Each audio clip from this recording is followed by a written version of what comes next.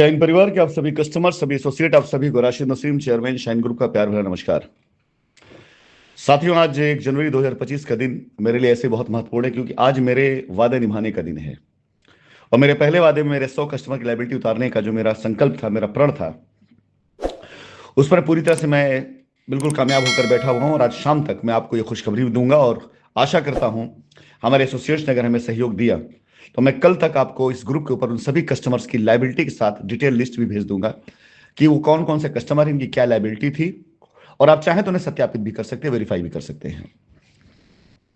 मैं अपने वादे को पूरा करने का श्रेय ना तो खुद को देना चाहूंगा, ना तो किसी एसोसिएट देना चाहूंगा, ना किसी कस्टमर देना चाहूंगा, बल्कि सिर्फ और सिर्फ सबकी नीयत को देना चाहूंगा।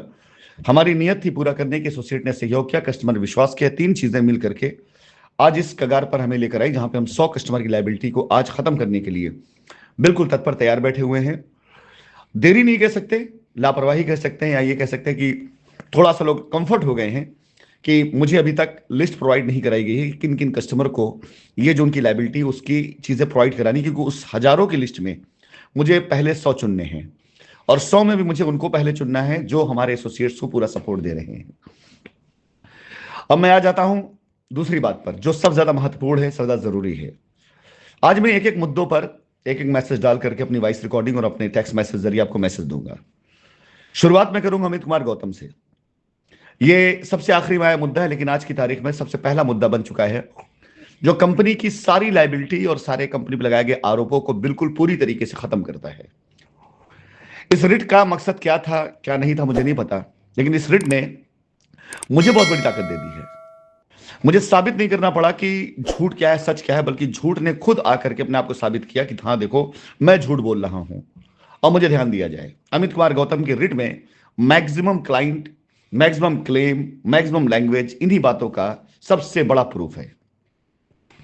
साथियों, किसी भी व्यक्ति से मेरा कोई भी व्यक्तिगत कोई ना द्वेष है, ना दोस्ती है, ना दुश्मनी है, ना मैं इस नेचर का आदमी भी हूं।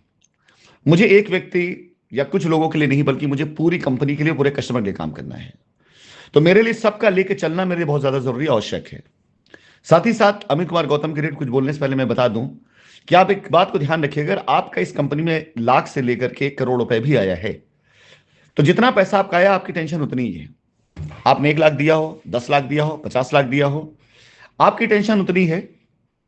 और आपका वो टेंशन मेरी टेंशन से बहुत छोटा है, क्योंकि आप जैसे लाखों कस्टमर्स की लायबिलिटी हमारे सर पे और जो हमें निभाना है। उन लाखों कस्टमर में चंद चंद कस्टमर सिर्फ लीगल में गए, बाकी सारे कस्टमर मेरे साथ खड़े हैं। जब मैं चाहूंगा हाई कोर्ट के अंदर, स्पेशल कोर्ट के बाहर, कहीं पे भी परेड करा सकता हूं। जब आवश्यकता पड़ी मैं करवा भी दूंगा। मेरी जिम्मेदारी वो सैकड़ों करोड़ रुपए हैं जो हमारे कस्टमर्स के कंपनी के अंदर आए हुए हैं, हजारों करोड़ रुपए, जिसके एवज में कस्टमर को उनकी जमीनें मिलनी है, उनके मकान मिलने हैं, उनका पैसा रिटर्न होना है, और उसके बाद भी कंपनी के पास हजारों करोड़ की एसेट बचेगी, जिसके दस्तावेज पेपर मैं इसके बाद भेजूंगा आप लोगों को। लेकिन हम दोनों के बीच में जो दलाल टाइप के लोग हैं, उनका मकसद सिर्फ अपने आप को बचाना और उनकी फीस है, ना उनका निवेश है, ना उनकी जमीन है। तो आप यह ध्यान रखिएगा कि इस पूरे मामले में इंटरेस्ट किसका ज्यादा होना चाहिए, किसकी कोशिश ज्यादा जोरदार होगी, क्या मेरी होगी, क्योंकि मुझे अपनी चीजें बहुत बड़े लेवल बचानी है। तो जिसे अपनी चीजें बचानी हो वो कोशिश बड़ी करेगा। आपकी होनी चाहिए क्योंकि पैसा आपका है। या उन दलालों का होगा जिन्हें ना आपसे मतलब है ना हमसे मतलब, जिन्हें मतलब सिर्फ अपनी दलाली की फीस से है। अमित कुमार गौतम मामले में यही चीज हुआ है।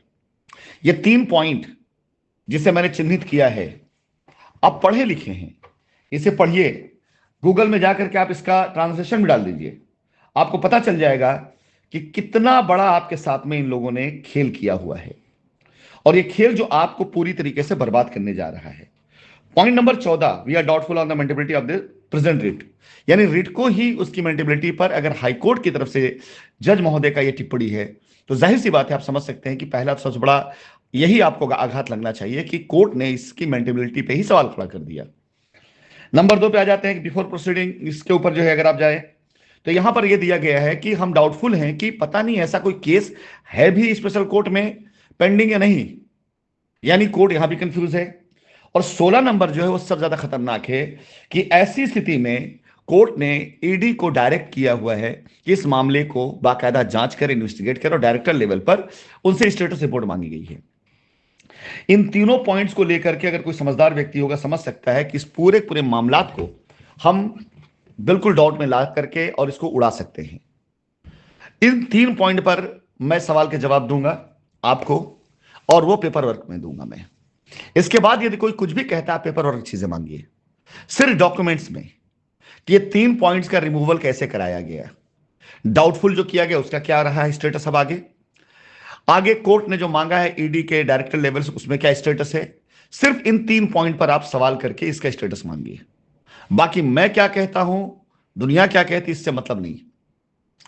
आज के बाद से मैं तो अपना एक्शन चालू हो गया। मैं सिर्फ आपको एक मैसेज मैंने डाला है कि अब यहां कोई कंप्रोमाइज नहीं रह गया है, यहां किसी से कोई समझौता नहीं रह गया है। ये 3 पॉइंट बहुत इस रीट के अंदर, इस रीट को खा जाने के लिए। बाकी कस्टमर की मेंटेबिलिटी तो ऐसे ही पूरी तरह से देखा जाए तो ना के बराबर है। और इसमें कुछ ऐसे कस्टमर आ चुके हैं जिन्होंने अपनी दाल गलाने के लिए, ब्लैकमेल करने के लिए एफआईआर करी और ब्लैकमेल भी किया, पैसा भी पा गए, कोर्ट के अंदर एफिडेविट भी लगा दिया और इस रीट के अंदर भी आए हुए हैं। तो ये सब मिल करके इस रीट को ऐसे डुबा चुके हैं। मैं इन पे कोई टिप्पणी बात इसलिए नहीं करने आया हूं कि मैं आपको कुछ डराना चाहता हूं या कोई धमकी देना चाहता हूं, बल्कि इसलिए कि आप कल से मेरा एक्शन देखना शुरू करेंगे। अमित कुमार गौतम की रिट स्वाहा, खत्म। ये आप मान चलिए, यहां कहीं कोई भी वो नहीं, जबानी बातों के कोई फायदा नहीं, पेपर वर्क। अमित कुमार गौतम की रिट जा रही है बलि चढ़ने के लिए हाई कोर्ट के पटल पर, स्पेशल कोर्ट के पटल पर और सुप्रीम कोर्ट के पटल पर, तीनों जगहों पर। वहां जो जवाब हमें देना होगा, हम उसके आपको पूरा बाकायदा प्रॉपर दस्तावेज भेजेंगे। वहां के ऑर्डर की जो कॉपी मैं आपको वो भेजूंगा, वहां की जो लैंग्वेज जाएगी एप्लीकेशन वो भेजूंगा, और वहां से जो रिजल्ट आएगा मैं आपको वो भेजूंगा। जबानी लड़ाई खत्म, पेपर वर्क स्टार्ट। धन्यवाद।